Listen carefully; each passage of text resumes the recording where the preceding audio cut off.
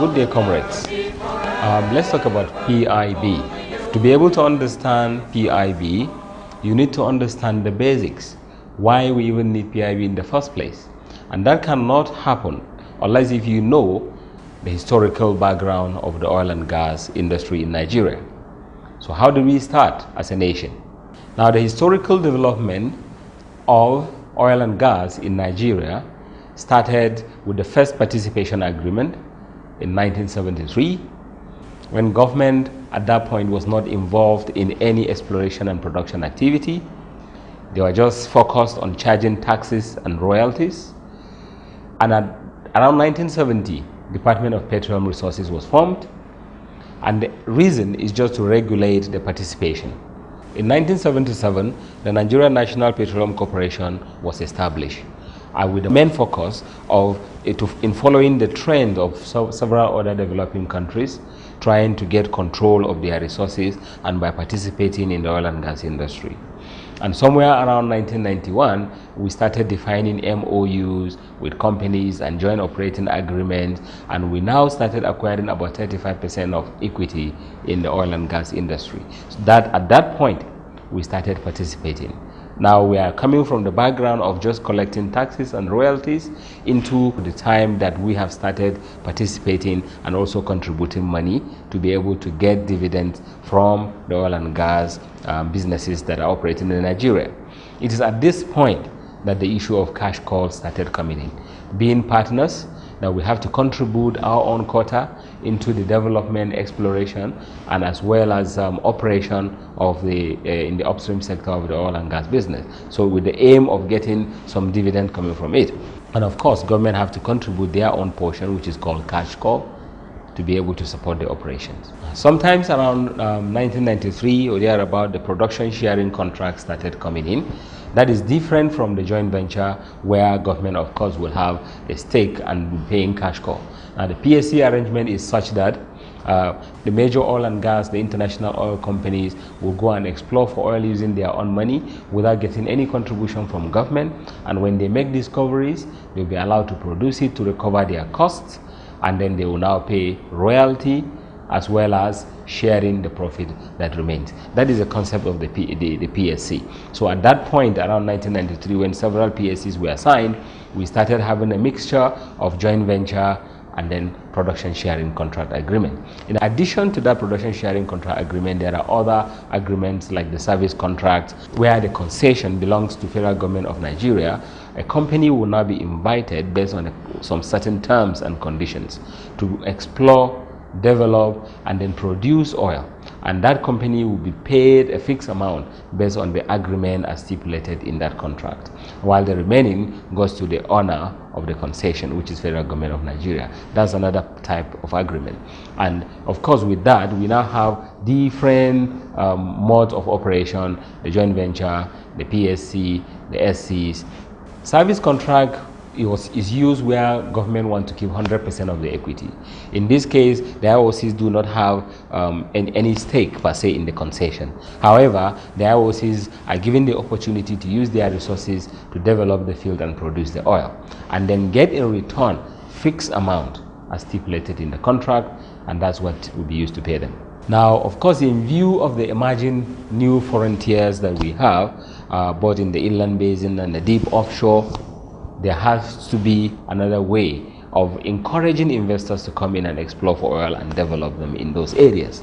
And government of Nigeria feel that, well, we are going to give you some incentives, and you go in there and we charge you different rates of tariffs or royalties depending on the depth that you go to explore for oil, depending on the risk exposure that the investors put themselves in. And that encouraged several investors to go in.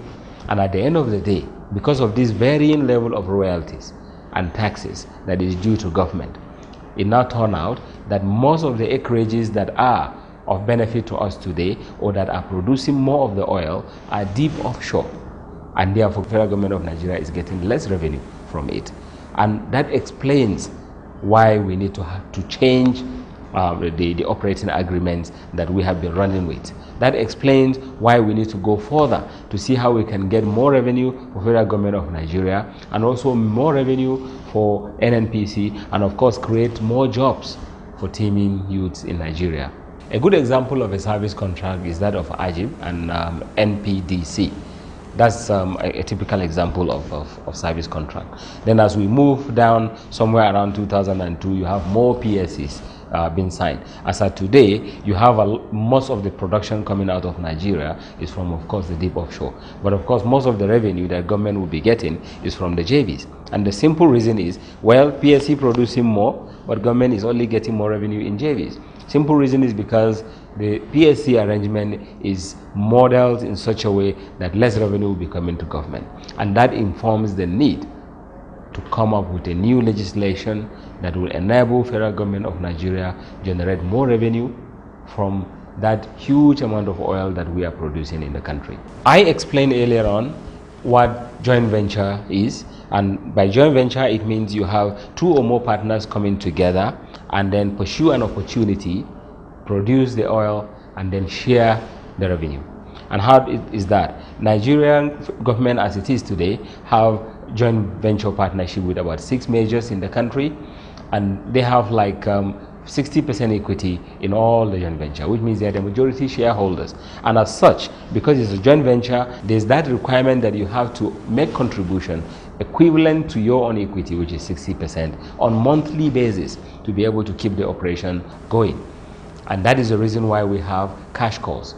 Federal government of Nigeria has not been meeting up with its obligation. It's not been able to provide the fund required for that joint venture. And that forced us into going into other sources of alternative funding. The other element is the production sharing contract, which is tailored in such a way that the IOCs will be given the opportunity to go and produce the oil, invest into even finding the reserve from the beginning, producing the oil, recover the cost that they use in producing the oil, and then what remains, they pay taxes and royalties out of it, and of course what remains is going to be the profit oil. That profit oil is going to be shared in certain ratio depending on the volume produced from that particular field, depending of course on so many other factors. And because of that restriction, government is not getting much revenue from the production sharing contract. The next one, of course, is the risk service contract. This is similar to PSC. Of course, the difference being that in risk service contract, the contractor has no claim to the oil produced. But of course, it can be paid for the cost of service rendered as stipulated in the contract on an installmental basis, typically over a period of 5 years. Then, of course, the sole risk contract, which is local companies that operate marginal fields, are the ones that are normally, typically the indigenous oil producing companies. I talk about production sharing contract and the fact that we produce more and we get less. How is that possible? I thought you're supposed to get more when you produce more. But with PSC, under this current arrangement, that's not what it is. What happens today is that government gets certain amount of royalty depending on the depth of the field that is producing the oil. For a 0 to 100, that is, if it is on the inland basin, it's going to be 10%. If it is on onshore, it's going to be 20%.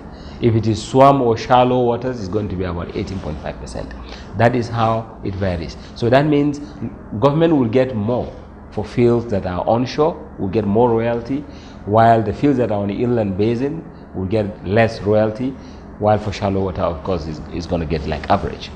Now, when you talk about deep offshore fields, like over 1,000 meters, in such cases, government doesn't get anything. So it's just like you are just dashing the IOC's oil free of charge. And of course, that kind of arrangement cannot stand. We must do something. We must bring about legislations that will change the royalty pattern such that as we produce more, we get more. So it's going to be royalty per volume, irrespective of the depth that the field is located. So that is the only way government will get more revenue. And that informs the reason why Pigb is even considered in the first place. So anything that doesn't touch this area of royalty and taxes, especially as it affects deep offshore, the Pigb is not complete. Now, as of today, The unfortunate thing, or the fortunate thing for us, is that yes, while the onshore has security challenges, the deep offshore does not have security challenges. But as you go deeper, of course, the majors are now going deeper. You can see that the royalty is diminishing. From 2,000 to 500 is 12%. From 500 to 800 is 8%. Then coming down to 800 to 1,000 is 4%. Then anything above 1,000 is 0%. Now, a lot of them are going deep offshore to look for oil, and those fields belong to Nigerians. But while they produce them, the federal government does not get anything as royalty. That explains why you need a legislation to change it. Earth is weaker than the feeble strength of one, but the union makes us strong.